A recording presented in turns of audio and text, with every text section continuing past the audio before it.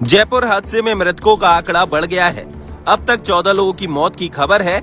आपको बता दें कि जयपुर में शुक्रवार सुबह जयपुर अजमेर हाईवे पर भांकरोटा इलाके में एलपीजी गैस से भरे टैंकर के यू टर्न लेने के दौरान पीछे से आ रहे ट्रक की टक्कर से धमाका हो गया।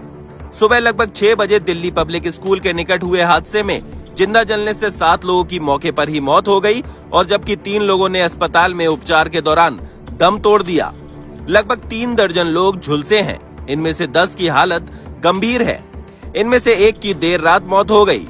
हादसे में अब तक कुल 14 लोगों की मौत की खबर है। टैंकर से उठी आग इतनी भयंकर थी कि राजमार्ग से गुजर रहे आसपास खड़े 40 से अधिक वाहन जलकर राख हो गए।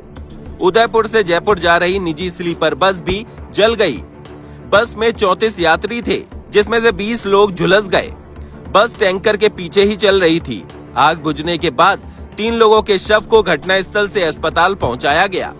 बस के चालक और परिचालक लापता हैं। टैंकर से गैस रिसाव के बाद लगभग 200 फुट ऊंची लपटों से कई पक्षी भी झुलस गए।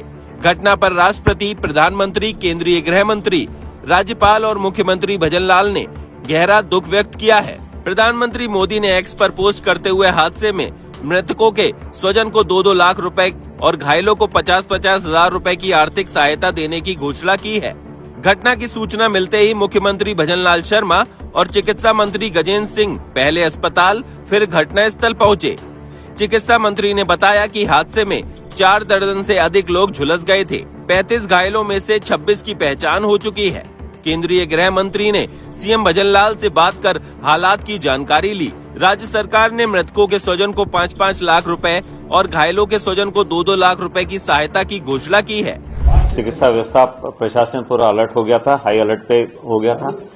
2 पेशेंट्स आते ही सभी लोगों को सूचना हो गई थी और सुबह पहली बार में करीब 35 पेशेंट्स आ गए थे, जिसमें से 5 डेड बॉडीज थी। उसके बाद 1-1, 2-2 पेशेंट्स करके आए थे। उसके बाद सीएम साहब यहाँ आ गए थे, मंत्री जी आ गए थे, हमारे सेक्रेटरी साहब आ गए थे, हमारे एडमिनिस्ट्रेशन की टीम पूरी यहाँ पर थी। और उसके बाद सारी जो सबसे प्रायोरिटी जो थी वो पेशेंट की ट्रीटमेंट की थी। आते ही पूरा अपना जो बर्न वार्ड और बर्न आईसीयू है, उसमें जो पुराने पेशेंट थे उनको दूसरे आईसीयू में शिफ्ट करके पूरा बर्न वार्ड और आईसीयू केवल इस दुकान की जो घटना हुई थी इसके मरीजों के लिए रिजर्व कर दिया था, ताकि क्रॉस इन्फेक्शन भी नहीं हो और सारी व्यवस्थाएं एक तरफ से हो जाए। और उसी समय में बर्न के सारे डॉक्टर्स वहाँ आ गए थे। उसके अलावा जनरल सर्जरी के डॉक्टर्स, एनेस्थीसिया के डॉक्टर्स, ऑर्थो के डॉक्टर्स सभी लोग आ गए थे। सबने मिलकर वहाँ व्यवस्थित किया था। जो गंभीर मरीज थे उनको सब जगह एक करके उनमें से 6 पेशेंट वेंटिलेटर पे थे, उनमें से 2 की बाद में डेथ हो गई। तो कुल मिलाकर प्रशासन और चिकित्सालय परिवार अपना पूरी तरह से इसको मरीजों के हित के लिए भी काम कर रहा है।